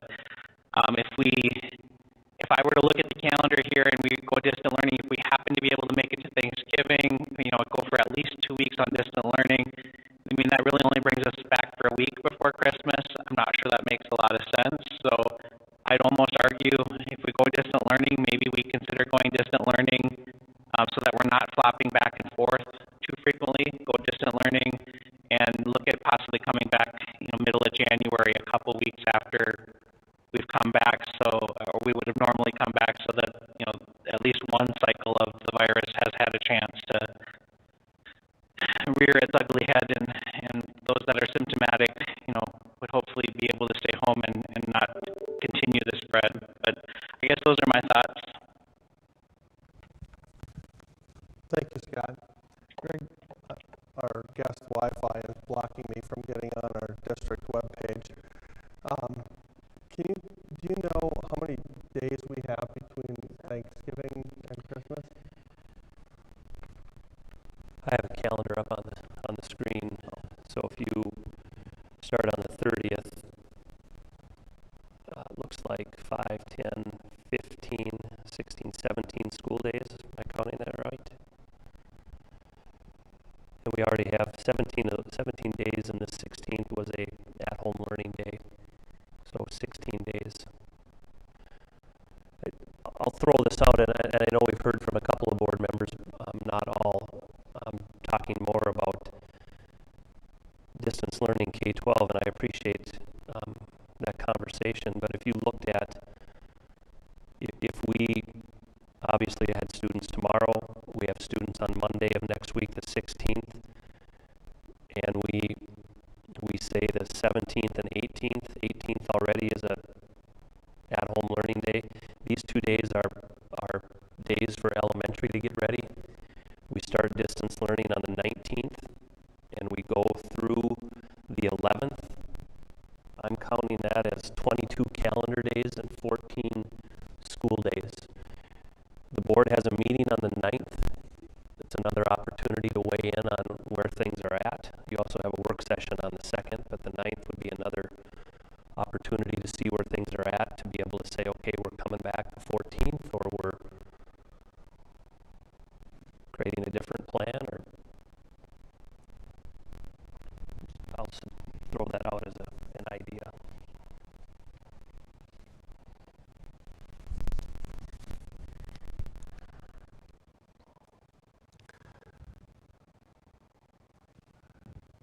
Board members, any comments on that or any thoughts? Can that be communicated with the parents and family? That I think it's a good idea, but it's a pretty short time frame. If you can, what do you do by way of an email nowadays, or? We could communicate that tomorrow morning if we needed to, but I agree, it does feel short. We could look at starting on the 23rd, the week of Thanksgiving.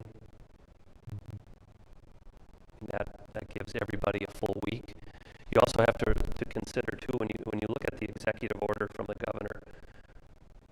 I know oftentimes I've heard a board member or two say, what about the single mom or dad that if their child is in distance learning now, they can't go to work? We can still offer childcare. They can still come to school and be a part of our childcare program. Those high needs special ed students you saw in the executive order, those students can still come to school. We've been bringing in a large number of middle school students, some high school students already, so there's still an opportunity to plan accordingly based on the individual needs of some of our special needs students. So it, like Lori Hobbin said, it's very, very different than the model we had in April and May of last year. We have greater flexibility. I think we can accommodate some of the unique needs that our families might have, and I agree. This is a lose-lose decision because it impacts our students. There are going to be people on both sides of the fence upset, but I don't feel like there are going to be too many people shocked based on what we're seeing in the state, the county, and the school district, that that's something we need to do with a targeted end date, a school board meeting in between to be able to discuss things further. We also have to keep in mind staff. If it's a staff shortage problem, can't properly teach. You know, we have to consider that too. Yeah, that's right. If there's a student missing from class, class goes on, but if we're missing the teacher, it's a little more difficult. I can support that plan, Greg. I'd like to hear from everybody here. And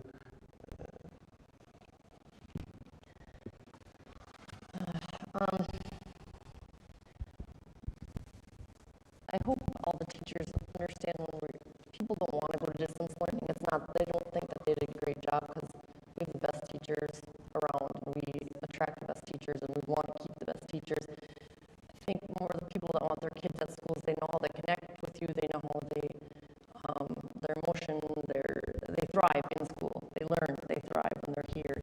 You don't, and with my kids too, they don't have that same experience at home. So I hope that, you know, all teachers realize how much we appreciate everything that they do. Because that's why we're here. That's why our school district is so well respected. And that's why people move here, and it's the district. I'd love to see if we could stay at least some type of hybrid through Thanksgiving. I think the meeting today, MDH, said really the 2 weeks after Thanksgiving are probably going to be the worst because it's that 2-week incubation period. All the families are getting together and we're struggling in this community with with social distancing. So, if we do need to go distance learning, I would love to get through to at least Thanksgiving and then have that long break and go that 14 days after more to, put us mid-December, to see if we could make that work. But that's just my opinion.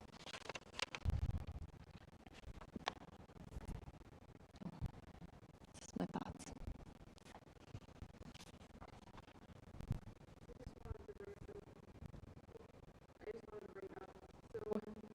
With school, if school's not in session, we have, I don't know what it looks like, Mr. Johnson, maybe you know better, but if paras will have jobs currently for that time being, but that opens them up to these single-family homes or parents that can't work.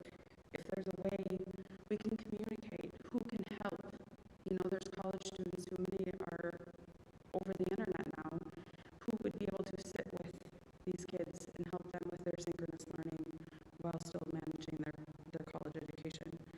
So I think there's other options that as a community, if we come together, we can help these single-family homes or homes that parents aren't able to do distance learning. I think there's a lot of other options out there. So I just want to throw that out there that we look at that as well, because it is inevitable. The concern with pushing it out, for me, if we're bringing high school back in middle school, we're losing our extra staffing that we're pulling right now, making it harder for us to stay in school in session that 19th and 20th, because we're losing our extra staff that we pull from now. So I just want you to be aware of that. That's it. thank you.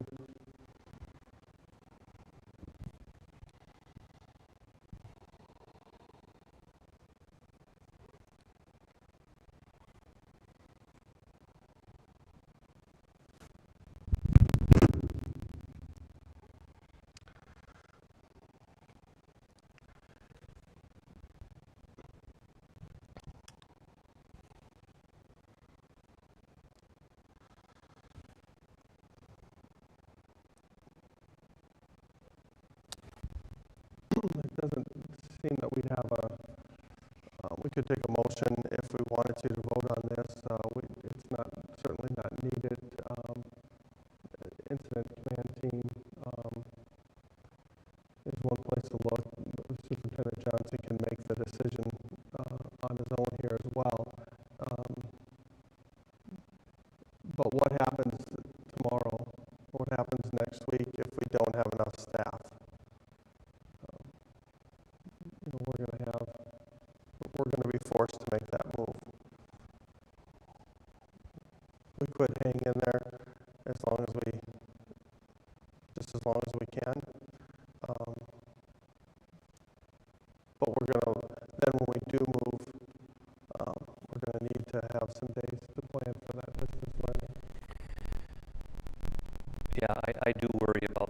crisis level that we are at, and I don't want to speak for Nurse Asha, who's not here tonight, or Cassie, or our principals. Most of us look forward to weekends. I think right now we dread weekends because we know what's going to happen over the weekend and the calls that we're going to get on Sunday evenings and Monday mornings with the number of cases that come in. So I would love to stretch it out as long as we can. I think getting through next week is a stretch. I think we can hopefully make it. I think we can do whatever it takes if we get into a crisis situation in a building and hope that we can keep the doors open. But I worry about 2 more weekends of gambling with our staffing.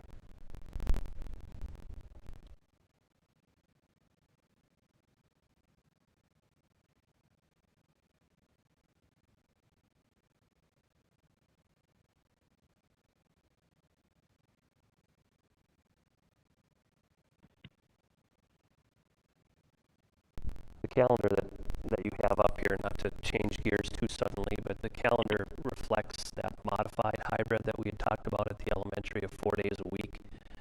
You'll see some, I don't know if they're orange or red, I can't tell, days that are added in December, January, actually through the rest of the year that reflect more of a 4-day-a-week hybrid. And I think we're in a position where we can transition into that, and I think that I hope there's a good chance that if we do support distance learning for now, give us a chance to reset that on the 9th, we could implement that 4-day-a-week plan, that we're not coming right back into what we left in terms of a learning model, but we're coming into something that's a little bit different.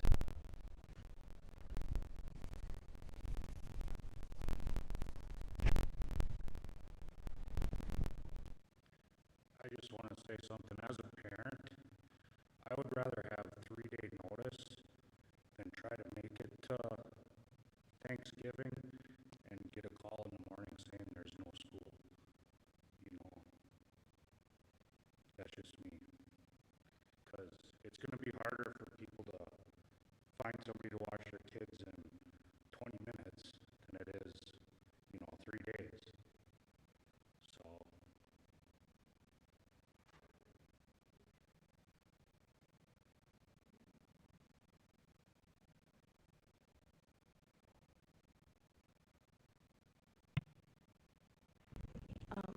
I do have a question. So with possible distance, and even if we possibly do go back to hybrid, mental health has been brought up a lot, and I've been asked myself to survey students, see how they're doing, and it's been brought up at practically every meeting, ICT and school board meeting that I've been to. I just wonder, is anything actually being done for that issue? Because I know, I can't speak for anybody other than myself, obviously, but so far I've only received an email at the very beginning of this year pretty much just telling us that the school counselors are there for us, and not that they're not doing a great job. They are, and they're doing all that they can, but students know that they're there. They've been there before COVID was here. They've been available to us from the very beginning, and I just feel like if it was such a big issue that there should be more that's being done about it, and maybe there is, but I'm just wondering, is there more being done for mental health in students and possibly even teachers as well? Any principals care to speak to that? Otherwise, I know we sent out resources last week to families via email that came from the state in regards to mental health support for families. I do know that there are a number of isolated situations in all buildings where that support is in place. I've had numerous conversations with our middle school and high school principals about how are we reaching out, how are we checking in, and I don't want to speak for Paul, but I know the middle school has team meetings, and I know the high school do as well, where they talk about individual students who may not be participating.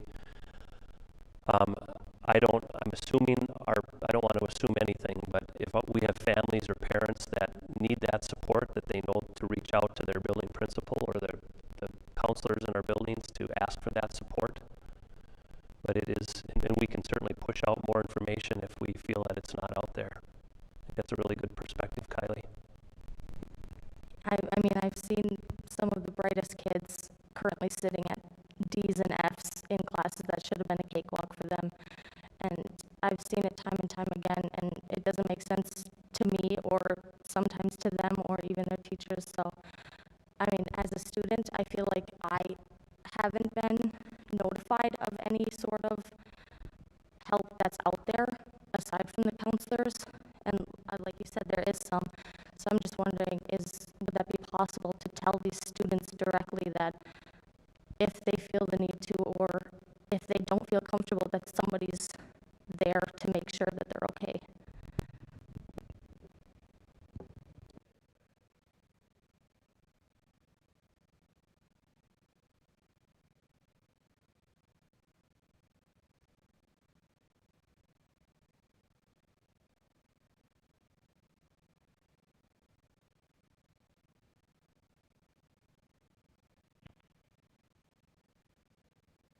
Mr. Johnson, what is our current date to have middle and high school back to hybrid? November 19th. Thursday, okay.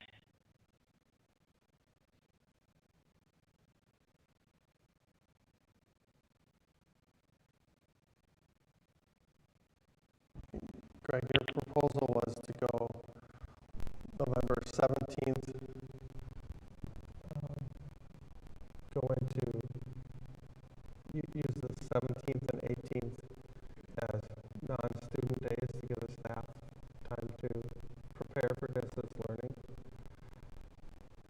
And then be on distance learning in the elementary through December 11th. Is that correct?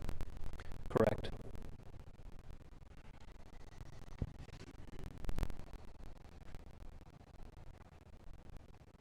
Well, I can't see us making it to Thanksgiving. I can see the problems we've had today, and I can see where the numbers are going, and they're not going in the right direction. So I would make that motion that we use the 17th and 18th as days to prepare for distance learning. This is for the elementary. And then we be in distance learning for the elementary through December 11th. They'll give us some more time to hopefully come up with maybe even a modification to our hybrid that we have. If there's a possibility to bring students back, maybe the numbers have dropped significantly by then. It's not that far out, but it's there's also some meetings that we'll have had since then. So we've had quite a bit of discussion here, so I'll make that motion and see if it can carry. If it does not carry, that still has the discretion of the superintendent to move into distance learning, just as we have with our plan that we put in place earlier.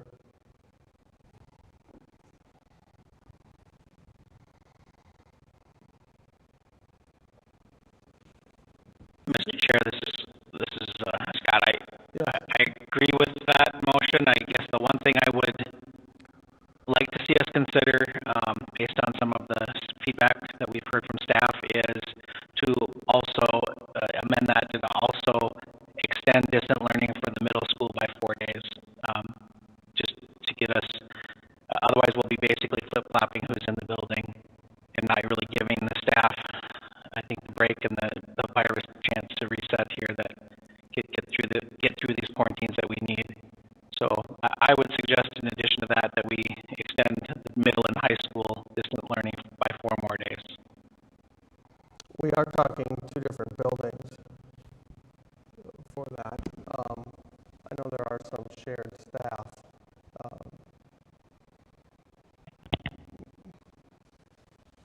Mr. Johnson, your thoughts? I don't know how sharing staff back and forth can, obviously we've heard it happen today and previous days here, does that give some availability of extra staff for the middle school and high school if they're back for those 4 days? I don't know that that's as significant of an issue. Personally, when I look at the calendar and I look at the situation we're in, and I don't want to amend it or change any motion that's currently out there, but if we're going to go distance learning with our elementary through December 11th, I would propose that that be extended K through 12, that it not just be elementary. And I think there's a variety of reasons to look at that, and I think, again, the concerns with the spread, concerns with staffing, I think we could potentially see a flip, like Paul talked about. Staffing issues now are just going to shift back to a building that opens up. And I think you have to look at families. If I'm a family that has high school, and we have many families with middle, high school, and elementary, to keep their families on the same schedule, I think makes some sense.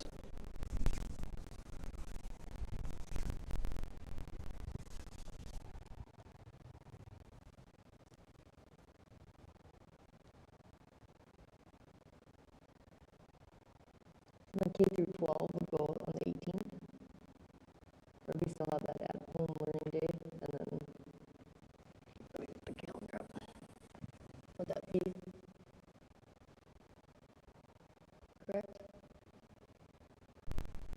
Yeah, so the 17th and 18th would be the last student day for the elementary would be the 16th.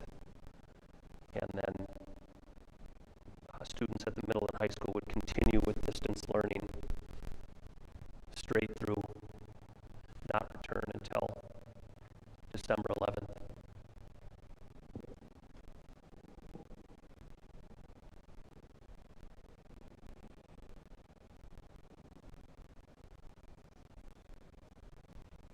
Or excuse me, the 14th. When is the first day of classes after Thanksgiving, the 30th? 30th.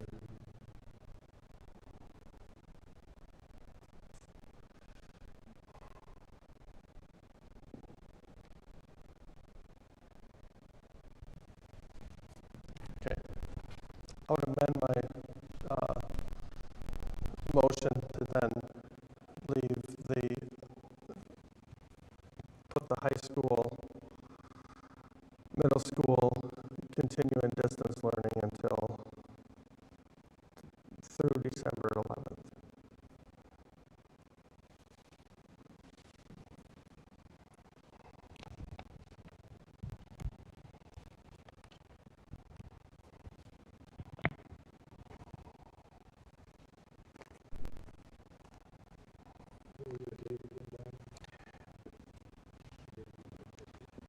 So the motion would have the elementary school using the 17th and the 18th to prepare for distance learning. And then they would be in distance learning through December 11th. And would also continue the middle school and high school distance learning through December 11th.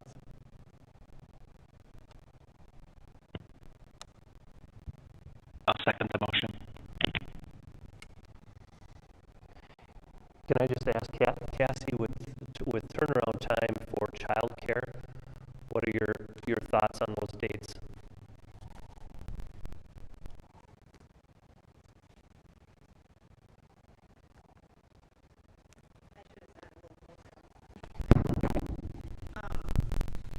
I really feel confident that if we made that motion tonight, and that's the decision that we made, that we could get registration open probably midday tomorrow, which would mean that we likely wouldn't have any days that those families that need care wouldn't have it. I feel confident working with Ann and Sue with her para staff and my child care staff that we could start staffing that on Tuesday. Thanks, Cassie.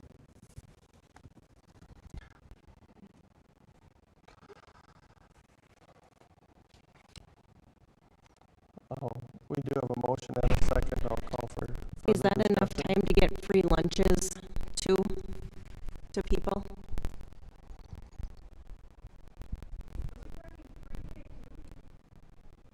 Pardon me?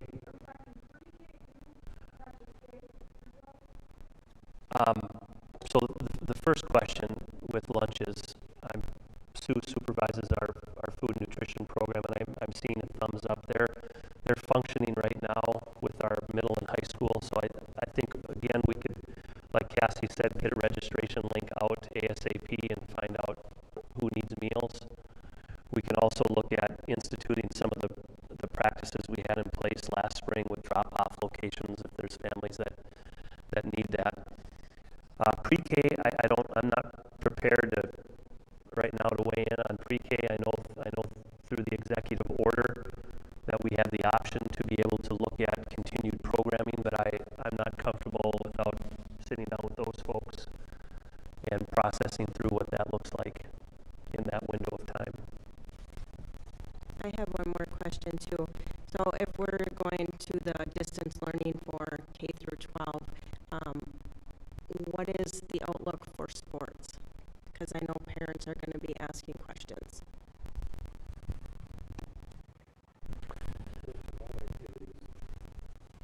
Yeah, we set this up tonight, the stage at about just after 5 o'clock because the fall play was in here rehearsing. It's a very different landscape right now than it was last spring. And as I've said to you before, I feel all of our activities are an extension of the classroom, that we would continue to do that unless told otherwise. We've been able to manage that and mitigate that. I know there's a lot of discussion right now in the state about winter activities, and I'm as unclear about that as I was with fall sports a month ago. But I would recommend that we, at a minimum, finish the activities that we're in right now and not make any changes.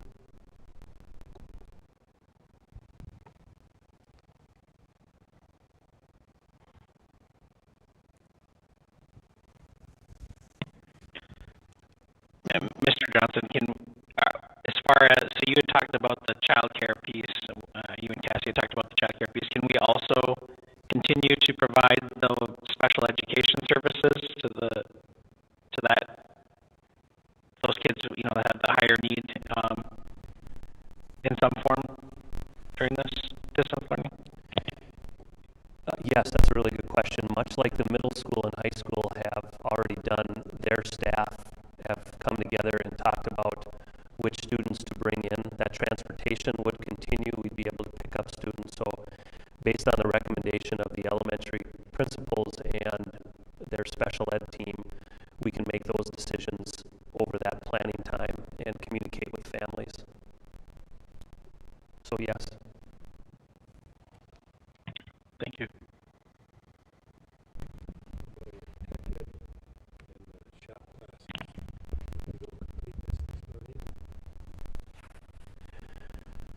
Ron is asking about tech ed and shop classes, and I know Mr. Wiggy has been in conversation with our tech ed teachers about lab opportunities and bringing students in over any distance learning. And if we extend that as proposed right now through December 11th, we would certainly bring students in. That was actually part of the discussion in the governor's news conference with MSBA and MASA, talking about tech ed and how and lab type classes, that even when you're in distance learning, that those classrooms classes are still available to be accessed and for projects and assignments.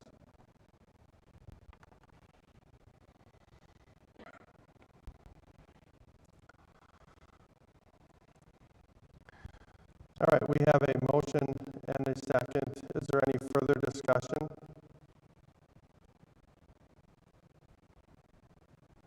Hearing none. All those in favor, say aye. Aye. Aye. Aye.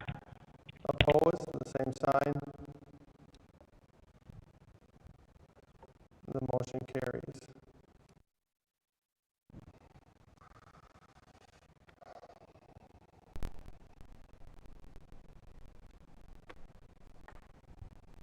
anything further on safe learning plans? I just want to thank the board on an extremely difficult decision that was made and hearing all sides of it, and I think making a plan that makes the most sense based on the situation we're in. So I appreciate your leadership with moving forward.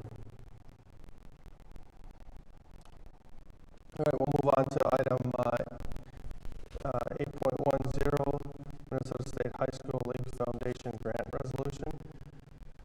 Every year we approve this resolution to participate, to be a part of the grant foundation program, a part of the Minnesota State High School League. So if we have students that may need support from the high school league, they can access it through the foundation. And so we're looking for a motion to do that. We have a motion from Lynn. A second from Ron. Any further discussion? Hearing none, all those in favor say aye. Aye. Opposed, the same sign. The motion carries. We have not received the official invoice from the high school league for that additional COVID payment. The first installment was due November 30th, but they have not invoiced district. So I don't know if they're rethinking that, but for now just so you know, we have not paid anything. Moving on in our agenda, next item 8.11, we have a number of policies listed there. They are first reads. Is there anything in those policies you'd like to point out? These are 5 policies in a form that when we compare the revision date of our current policies compared to the School Board Association's updated dates, these policies are at least 5 years outdated where there's some minor changes that need to be made. The policy committee is meeting next week to go through those a little bit deeper.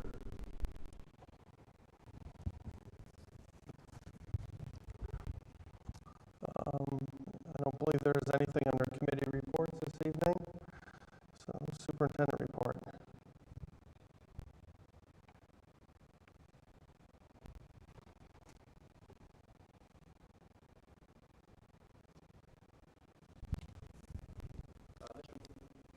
Mr. Wiggy asked that I bring to your attention that he's been approached by the senior parents this year to rethink graduation, which is scheduled right now. Typically, it's the Friday before Memorial Day, I believe, and that's Friday, May 28th. That committee of parents is asking Mr. Wiggy and the school district to consider moving graduation to Saturday, May 29th, and conducting it in the afternoon, so that if we're in the same COVID situation we're in right now, that we could still have a celebration and activities for students that could perhaps take place outside and not have to worry about requirements of being inside. I don't know that it doesn't require at this point any decision, but just want to get that on your radar. This month, next week, we officially celebrate our educational support staff awardees, and I see a couple of them showed up tonight because they knew they'd be recognized. At least one is still here. I see Carla in the audience. These folks were nominated and voted on by their colleagues district-wide, and so Carla Bauer, Marlene Ramacher, Kelsey Thielen, and Julie Stitch. Kelsey and Julie are at Avon Elementary, and Carla and Marlene at Albany Elementary. So congratulations to those folks and their contribution to the school district. Yes.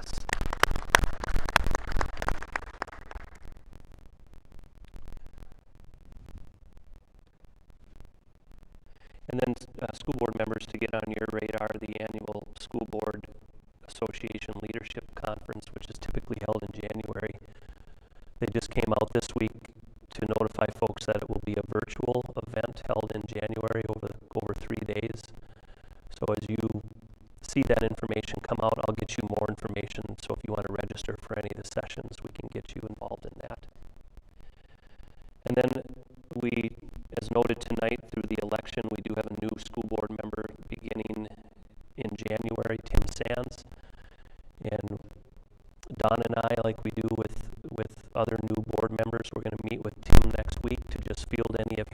questions, share some of the mandatory training that's in place that the School Board Association puts out, and help ease his transition to the school board. He has big shoes to fill. Mr. Paulson, moving on. That's all I have unless you have questions.